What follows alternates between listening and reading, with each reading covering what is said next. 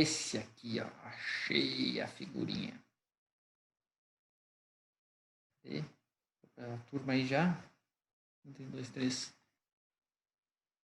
Ó, viu? O Zoom não corta só eu, ele corta vocês também, né? Isso é uma coisa boa. Eu não me senti sozinho. Acho que era o Daír que estava falando aí, né? Do motor, enfim. A questão é velocidade, né? Tanto a bitorneira quanto o elevacar, eles trabalham uma velocidade bem lenta. E lembra que potência é a relação de força vezes velocidade. Então, mesmo uma força elevada, né, uma velocidade bem baixa, isso vai te dar baixa potência. Então, você não precisa de um motor muito potente para movimentar grandes cargas se a velocidade for lenta. Né? Ah, sim, era bem lento mesmo, bem lento, bem devagarzinho. Se você quiser movimentar Sem alta pressa. velocidade, aí você tem que investir em potência. Teria que ter um motor de maior potência. E aí, assim, ó, Odair, bem, a Levacar eu não tinha lembrado, mas sim, o Levacar é um fuso, né? E ele é autotravante. Por quê? Porque o cara fica embaixo do carro, né? O que sustenta é só o atrito da porca, né? Não é motor freio nem nada, é só o atrito da porca que sustenta o Elevacar aí. É, tem uns que tem duas porcas, uma porca de Não, segurança, e uma romper. isso, normalmente tem duas porcas, mas é mais para você erguer o carro de forma uniforme, né? Aí uma Sim. porca ergue cada braço, você não precisa de nenhum elemento de ligação estrutural, né? Você aplica a carga, distribui a carga nos dois lados, né? Ah, sim, uma mais em cima tem, para não atravessar, como se fosse, né? E aí embaixo você tem uma correia de moto que liga uma porca a outra, um fuso a outro fuso, na verdade. Então o motor Sim, movimenta um, lá embaixo tem uma engrenagem, né? Uma relação, passa a correia, atravessa para o outro lado e ergue o outro fuso. E aí, se romper a correia, não caia o carro, né? O que vai acontecer? Vai ficar movimentando, um lado vai ficar movimentando, o outro lado vai ficar travado. sim.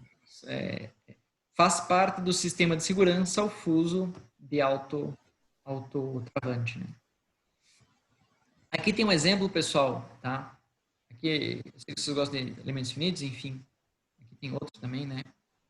Mas nas elementos finitos, nos filetes da porca, tá? O que a gente observa?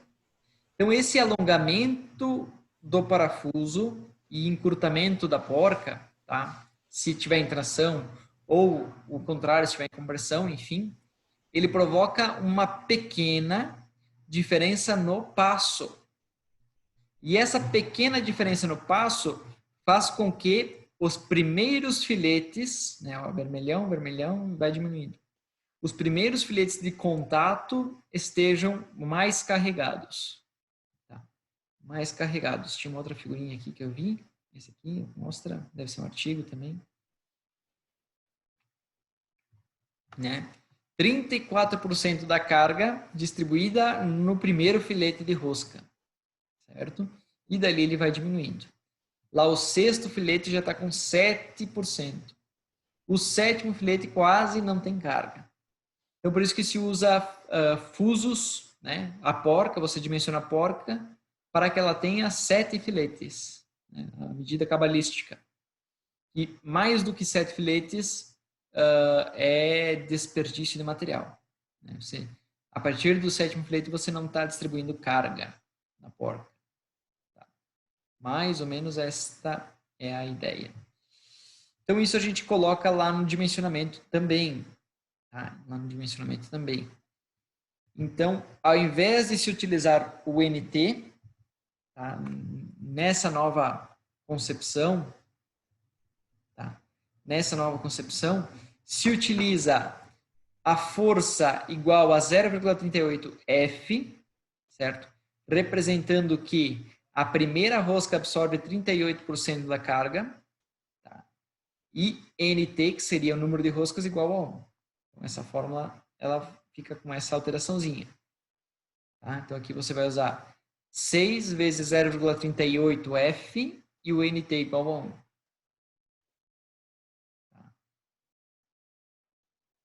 E aí aqui ele fez um exemplozinho, ele faz um exemplozinho e aplica, se eu não estou enganado, aplica este critério. Tá? Aqui, ó, 0,38F e o NT igual a 1. Tá? Já aplica esse critério aí.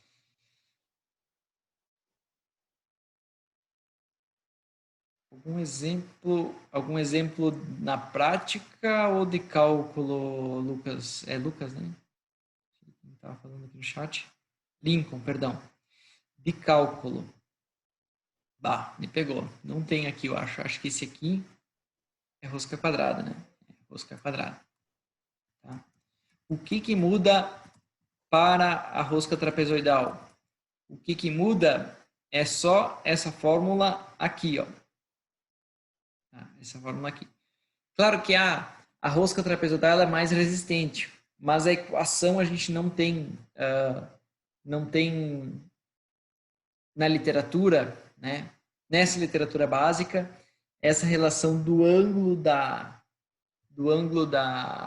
rosca com a resistência. Tá? Então, a equação a gente utiliza a mesma equação de dimensionamento. Mas, na prática, a gente sabe que ele é um pouco mais resistente. Dá para trabalhar com coeficiente de segurança um pouquinho menor. Né? Um pouquinho menor. Tá? Então, mudaria essa fórmula TR e o TL, tá? Aplicando aqui o ângulo de rosca. Tá? A eficiência é a mesma fórmula. Tá? E as tensões a gente utiliza a mesma fórmula. Mas não é bem isso que acontece. E aí ele encontra a tensão máxima aqui, quanto que deu? 48 megapascal.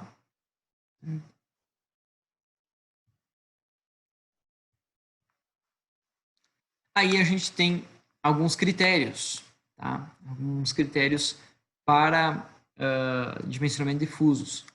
O primeiro dele é a tensão de desgaste. Tá? Então, é determinada aqui via experimentos, né? Tensões de desgaste seguras, certo? Conforme a velocidade que se utiliza. E aí você tem o material do fuso e o material da porca. Né? Então, aço com bronze vai te gerar essa tensão segura de desgaste, né? Aço com bronze alta velocidade, a maior velocidade, aço com bronze, maior velocidade, né? Ou com ferro fundido, e aço com bronze em alta velocidade. Certo? Então, você tem aí, aumenta a velocidade, você tem que ter menos tensão de contato. Né? Coeficiente de atrito para os pares de rosca. Né? Aço com aço, né? Aqui é dry seco, aqui é com lubrificante, aço com bronze, né? Desculpa, aqui é o do fuso e aqui é da porca, né? Então, aço com bronze, aço com latão, acho que é brass, tá? E aço com ferro fundido. E aqui o coeficiente de atrito do colar, né? Mesma coisa, mesma ideia. Então, difusos era mais ou menos isso que eu tinha para passar para vocês. É só uma pincelada de novo, né? Mas é uma introdução legal para parafusos, né? É uma pincelada, mas vamos lá, a gente aprendeu eficiência, tem fórmula para dimensionar fusos, né? Para especificar a relação de força com torque, né? Que eu acho que é o mais crítico, dimensionamento de fusos e tudo mais, né? A ideia do fuso autotravante, então tudo isso acho que é um conhecimento que vem bem legal aí para nos auxiliar. E essa ideia dos parafusos, tá, seguem a ideia dos fusos. Tá? Só que ao invés de a gente converter movimento, a ideia do parafuso é converter força. Tá? Você converte torque em quê? Torque em força axial. Né? converte o torque em força axial. Onde é que está essa força axial? Entre as chapas montadas. Entre as chapas montadas.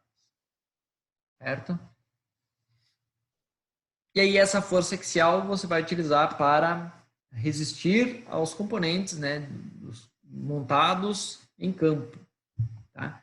O uso de parafuso, o parafuso é mais caro do que uma junta permanente, né, uma junta um fixador, uma junta não permanente, mas ele pode ser muito benéfico quando a gente tem montagem em campo, quando a gente precisa montar e desmontar, quando a gente precisa chegar em algum lugar para fazer manutenção, né? Eu tenho que desmontar alguns componentes para chegar lá e desmontar a correia, né? Ou algum componente que exija manutenção. E quando você precisa ajustar. Tá? Então, no carro, você sempre vai ter a polia montada com parafusos, para você ter o ajuste da tensão. Né? E por aí vai. E por aí vai. O parafuso tem esses benefícios. Parafuso a gente separa, claro, em rosca métrica, né? E a gente chama de rosca em polegada, rosca imperial, né? Sistema imperial. Mas o nome certo é UN e UNC. UNC e UNF. Tem algum lugar aqui? Isso. UNC é rosca grossa, que em inglês é coarse séries, roscas grossas. E UNF, rosca fina. E UNEF, rosca extra fina.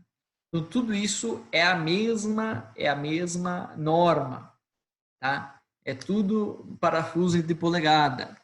O que muda é o passo. É uma rosca mais grosseira, com passo maior, ou uma rosca mais fina, com passo mais fino. Tá? Na sistema métrico, a gente chama de M, tá? M, e indica o passo. M10, passo 1,5. Tá? Ou o passo padrão do M10 já é o rosca grossa, e só especifica quando é rosca fina. Alguns fabricantes de parafuso utilizam MA, MB, MC. MA, rosca grossa, MB, rosca fina e MC a terceira opção, mas isso não é normalizado. Tá? A norma diz M10 e o passo. M, o diâmetro e o passo. E a série MJ e o NR, tá? Eles têm uma geometria diferente aqui na raiz do dente. Tá? Na raiz do dente. Então, isso que muda na série métrica. Então, aqui tá tabelinhas, tá? Que a gente vai utilizar bastante para dimensionamento, para série métrica e série em polegada. Então, aqui a gente pega o M, tá? Que é o diâmetro do nosso parafuso, M3, M4, M5, M6, M8, M10, M12, M14, por aí vai, certo? Aqui a série grosseira, ó, coarse, né? Aqui seria o passo, então, ó, M10 passo 1,5, M8 passo 1,25, que são os mais comuns, M12 passo 1,75, tá? Aí ele dá algumas propriedades que a gente vai utilizar lá no futuro, a área de tensão e a área do menor diâmetro. Tá? Quantos milímetros quadrados tem um parafuso M10 rosca grossa, 1,5. Tá? E aí a gente tem aqui, do ladinho, a rosca fina, é o série rosca fina. E aí o M10, por exemplo, rosca 1,5 na grossa e 1,25 na fina. Então, olha, ele passa 1 para trás. Tá? M8, rosca 1 milímetro. É a fina e 1,25 a grossa. E o M6 é 1 milímetro a grossa. Então, isso que eu digo, ele pula 1. Né? Pula 1. M12 é um caso um pouco... Daqui para frente começa a bagunçar. Porque tem a rosca grossa, tem a rosca fina, mas existe no mercado o M12 por 1,5. Tá? Existe.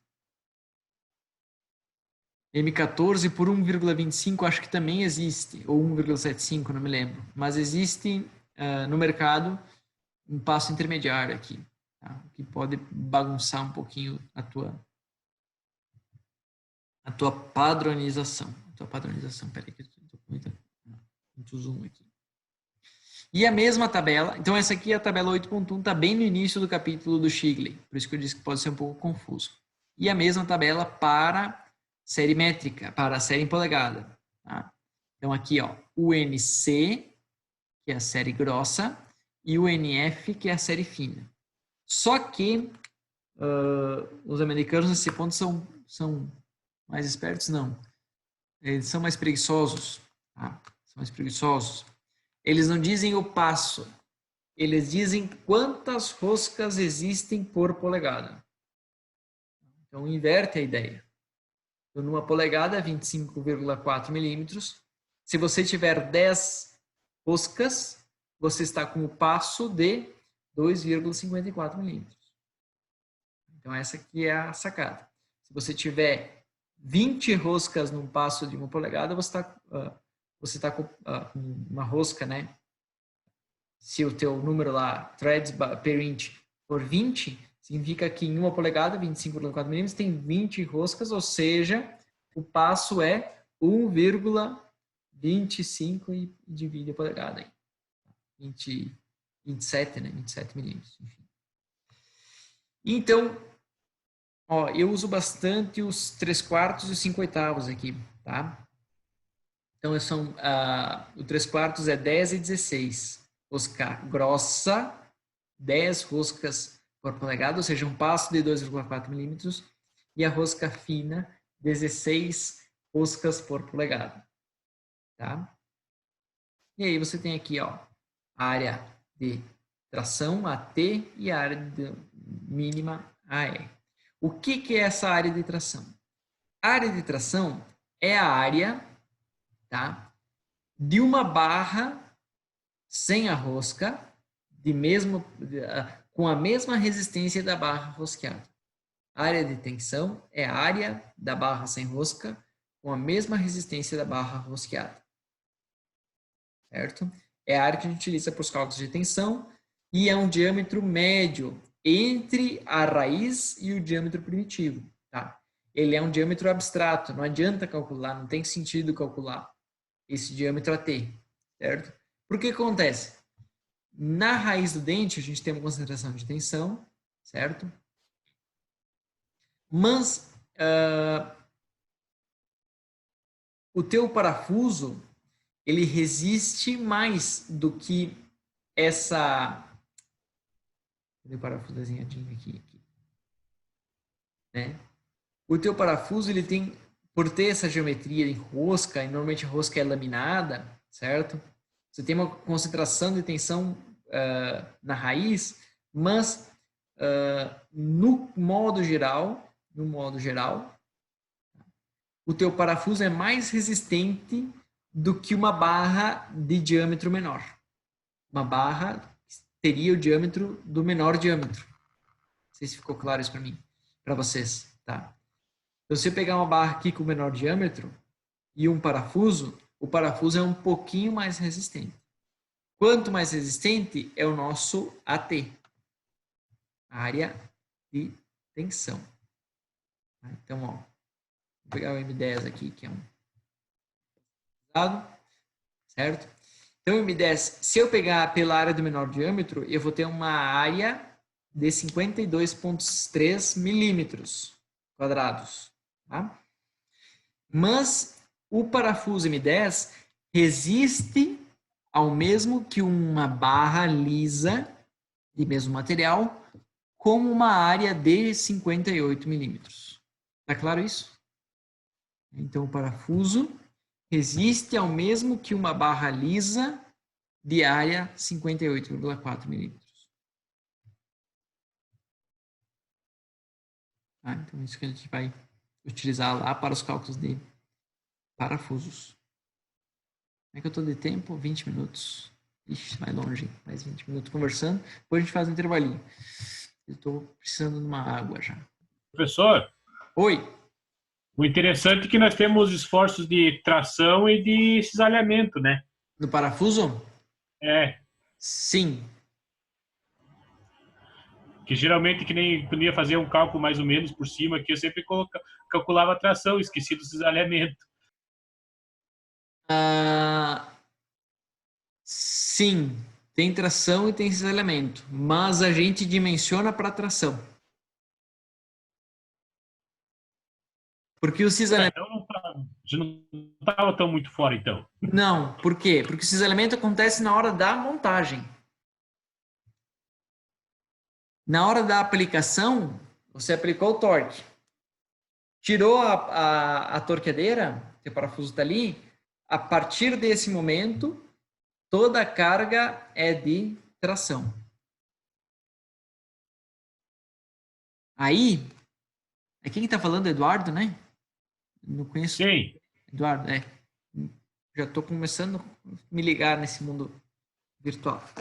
Aí você vai perguntar, professor, eu monto o parafuso para resistir a esse esforço aqui, ó, né? Para as chapas não deslizarem. Eu vou dizer sim, mas o que faz as chapas não deslizarem não é o parafuso. Olha só. O que faz as É chapas a área de contato. é a força de atrito na área de contato. E essa força de atrito é dada pelo torque do parafuso. Então o parafuso comprime as chapas e essa força de compressão gera uma força de atrito que impede o deslizamento das chapas. Tá claro isso? Sim. Tá? Aí assim, mas professor, o parafuso funciona como um pino. Funciona, mas ele não é feito para funcionar. Não é feito para funcionar.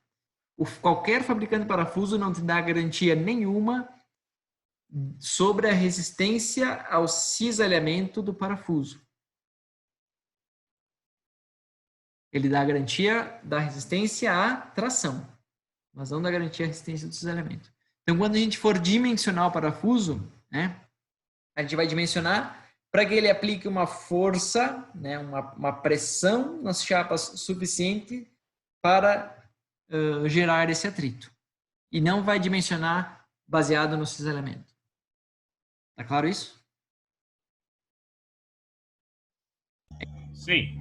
É diferente de um rebite ou um pino, né? Um pino tem um cilindro hidráulico, você bota um pino. Aí sim, o pino você dimensiona para o cisalhamento, um pino liso. Mas o parafuso não. Porque a geometria de rosca concentra muita tensão para o cisalhamento.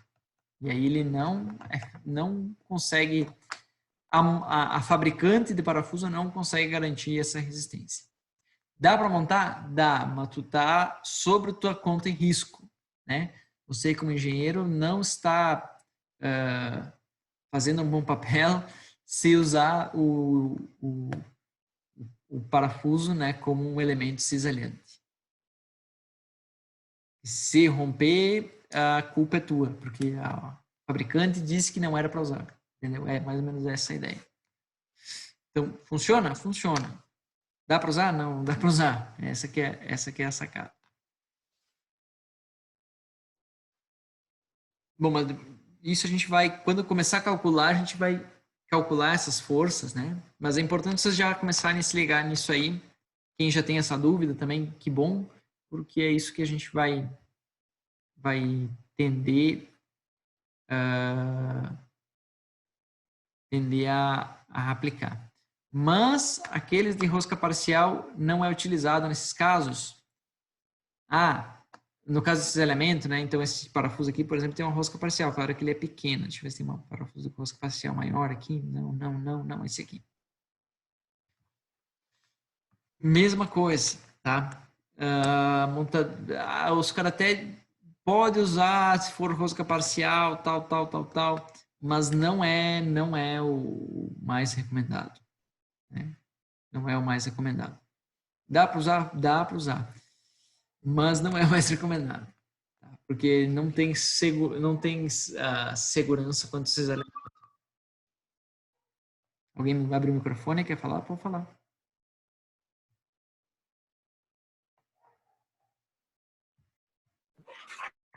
Ô, professora, Diga. referente ali àquela associação ali da área com um tubo ali, né? A área com Barra. isso, com uma barra, correto ali. Então, ele vai resistir pelo diâmetro maior ali da rosca, isso? Não vai, Não não também. vai ser... Não vai ser nem o maior, nem o vale. Vai ser um diâmetro intermediário.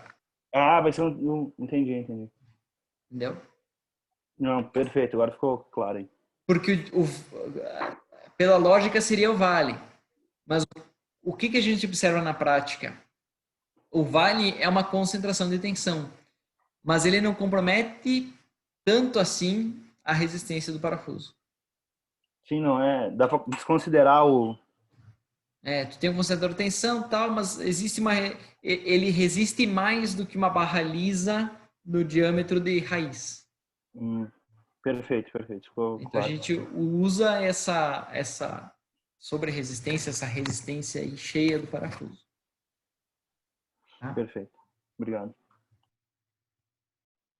Uma coisa interessante, eu até os alunos, porque a apresentação é em inglês. Mas assim, na vida acadêmica a gente utiliza bastante coisa em inglês, norma e tudo mais. Nut é castanha. Tá? Nut, a tradução de nut é castanha. E a gente utiliza porca. Tá? Utiliza porca. E o nosso bolt é o nosso parafuso. Só que, para nós, isso aqui é um parafuso. Tá? Isso aqui também é um parafuso. No inglês, isso aqui é um bolt. Tá? E isso aqui é um screw. Screw é um parafuso.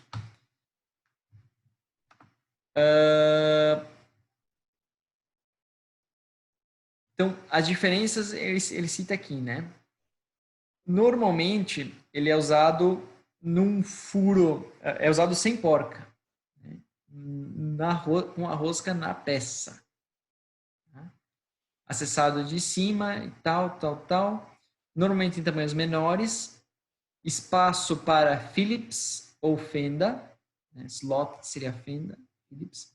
Embora hoje em dia se utilize muito o hexagonal interno, né? O Allen, ou o Torx. Tá? Torx também está muito utilizado na indústria automotiva aí, e é um parafuso superior, né? Mas ele também pode ser sextavado. O screw também pode ser sextavado. Então isso pode causar uma certa confusão para gente que não é nativo, né, americano, e vai trabalhar com uma empresa americana ou multinacional, enfim, que tem que se comunicar. Nós é bolt, mas é diferente o bolt do screw. Tá? Aliás, o bolt, né? Outro slide, screw. Então esse é o nosso parafuso comum. Tá? A tabela A29 tem algumas dimensões padrão aí. Se vocês quiserem, enfim, na internet. Se usa bastante quando o cara é projetista de primeira viagem, né? Começa a projetar, sempre tem dúvida da relação do diâmetro com a cabeça. Isso é normal de engenheiro, diz que o engenheiro nunca consegue acertar o tamanho de uma chave, né? Depois, no tempo de fábrica, tu vai pegando as manhas, mas quando a gente entra, sai da teoria e vai para a prática, isso é sempre uma pedalada aí que o estudante tem que dar. Então, dá uma olhada na tabela 29, tá? A dica é, a gente utiliza a chave, que é o W, tá? O diâmetro de chave, que é o W, e ele é usualmente 1,7 vezes o diâmetro nominal. 1,7 vezes o diâmetro nominal, usualmente, tá? Então, parafuso M10, a chave é 17. Vamos fazer umas continhas aqui. Puxar a calculadora aí. Não acredito, professor, que isso funciona. 12 vezes 1,7 dá 20. Tá? Então, o parafuso M12, a chave é 19. Dá um pouquinho fora, mas tudo bem. M8, a chave é quanto? Vezes 1,7 é 3. Mas também tem, professor, Oi. Também tem a questão do material, né? Porque eu até recentemente material milimétrico era difícil de conseguir, era tudo polegada.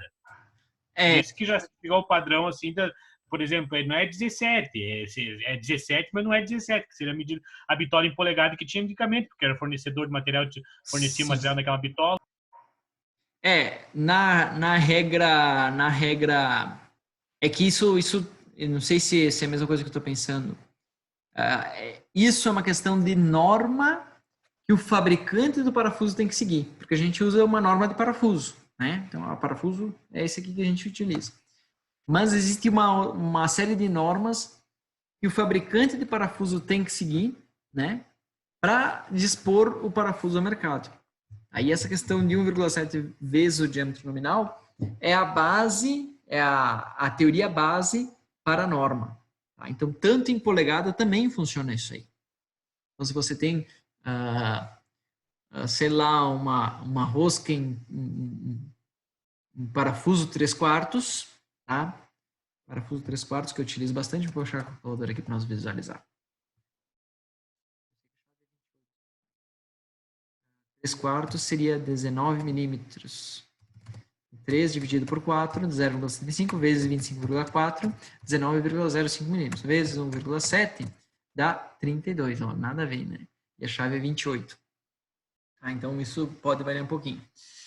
Mas a mesma coisa acontece para polegada quanto para milímetro. Então, isso é a questão da norma que quem fabrica o parafuso tem que seguir. Tem que seguir. O comprimento L, que também você especifica quando compra um parafuso, é medida a partir da cabeça. Tá? Então, a medida aqui, a medida da cabeça do parafuso. Tá? Então, você pega, qual parafuso que é esse? Tu que é engenheiro me responde. Né? Pega o paquímetro, mede o diâmetro, vai te dar o M, tá? E mede a distância da cabeça até a ponta, vai te dar o comprimento. Aí eu quero saber o passo. Como é que eu faço para saber o passo, professor? Tem as pens de rosca, né? Quem é do Senai, tem pens de rosca, você bota ali, você vê bem certinho.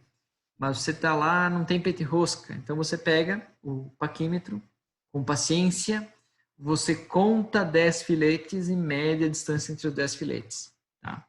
E aí você vai ter uma ideia do passo, vai para a tabela, e aí você já sabe se o passo é 1,5 ou 1,25, porque a diferença vai dar uma diferença significativa aí. Então, de novo, quem fabrica o parafuso tem que seguir algumas regras, e uma dessas regras é parafuso parcial. Parafuso parcial. O comprimento da rosca é proporcional ao diâmetro do parafuso. Tá? Então, para comprimentos até 125 milímetros. Até 125 milímetros. O comprimento da parte rosqueada é 2 vezes o diâmetro mais 6. Certo? E aí varia um pouco para parafusos mais longos. E porcas, tá? Então também tem a aplicação aí das mesmas medidas, né? A medida de chave, medida de altura, tudo na tabela A31, certo? Os 3 primeiros passos da rosca absorvem a maioria da carga, então é normal a porca, enfim, a altura da porca ser dimensionada em cima daqueles 7 filetes de rosca que a gente falou, mas existe a porca baixa, tá? Que seria essa E aqui, ó, que ela é mais fininha e ela tem 3 filetes de rosca. Tá? Por quê? Porque os 3 filetes de rosca absorvem a maior parte da carga. Então, ela é uma porca que trabalha né, para aplicações especiais e tal, mas ela tem essa característica. Deformação plástica localizada nos primeiros filetes de rosca, devido a essa sobrecarga que existe, né, na rosca, são comuns. Portanto, não é recomendado o reuso em porcas de aplicação críticas. Tá? Então, isso a gente visualiza em empresas, sei lá, como a Petrobras, né, que tem alguma montagem em campo, manutenção em campo, né, tem o pessoal da SEAG falou que faz assim também, que descarta as porcas. Você vai lá, desmonta o equipamento, saca fora as porcas e monta porcas novas. Porque a porca, ela foi sobrecarregada na montagem, em aplicação crítica, ou pode ter sido sobrecarregada, e não está mais apresentando a mesma resistência que deveria. Então, não é recomendado o reuso de porcas em aplicação crítica. O parafuso, por sua vez, ele pode ser utilizado. Pode ser utilizado. Porque, enfim, como ele é o elemento interno, é mais difícil de sofrer deformações. Tá? E a porca, como é um elemento externo, ela pode sofrer essas deformações, enfim. Tá? E aí a gente começa a estudar. Eu tenho mais 3 minutos aqui de reunião, tá, pessoal? A hora que acabar que a gente faz um intervalinho, uma meia hora de intervalinho para respirar, e depois a gente retorna aí com mais 1 ou 2 períodos aí de aula. Comprimento de agarre é tudo que está sendo comprimido pela carga do parafuso, incluindo as arruelas. Tá? Então, esse Lzinho, ele é um parâmetro muito importante para o dimensionamento. Tá? Porque o parafuso, a gente vai calcular, ele é relativamente flexível. Quando você aplica o torque, ele alonga. Ele alonga. E eu não sei se você lembra lá da lei de Hooke, certo? Tensão é igual a módulo de velocidade vezes deformação. E a deformação é ΔL, certo? Dividido por L0.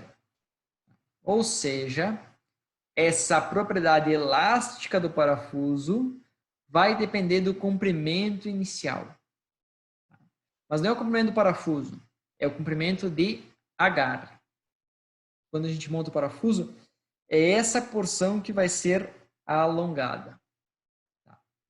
Quanto maior o comprimento do parafuso, mais ΔL ele vai ter.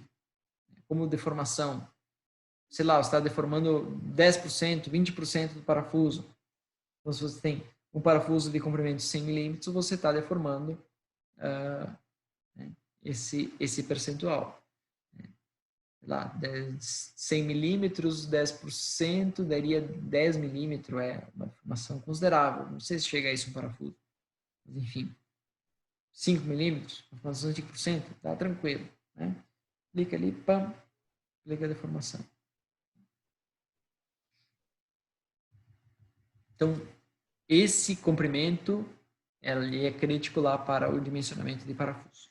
Quando a gente tem parafusos prisioneiros, né, que não se utiliza de porcas, a gente utiliza um comprimento de agarre efetivo, não equivalente.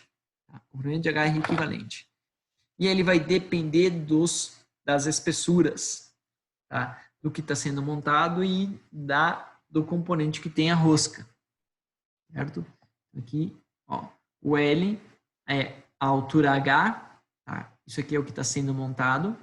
Aqui onde começa a rosca, mais essa espessura sobre 2, se essa espessura for menor que o diâmetro do parafuso.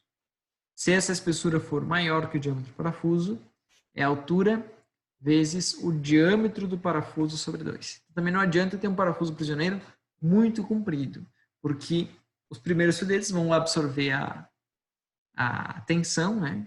E é isso que vai sobrecarregar o parafuso. Tá. Eu falei antes em 10% de deformação, mas não é isso, tá? Eu estava falando e pensando, falei besteira. É cuidar para essas coisas não acontecer. Porque você está na regime elástico do parafuso. Tá? Então, não pode ser 5%. Tem que ser lá dentro da região elástica do parafuso. É até aceitada uma sobrecarga plástica, mas isso é bem controlado. Então, não esqueçam aquilo que eu falei antes. Só para terminar o período aí com essa observação. Tá? Bom, isso aqui eu vou falar depois do intervalo.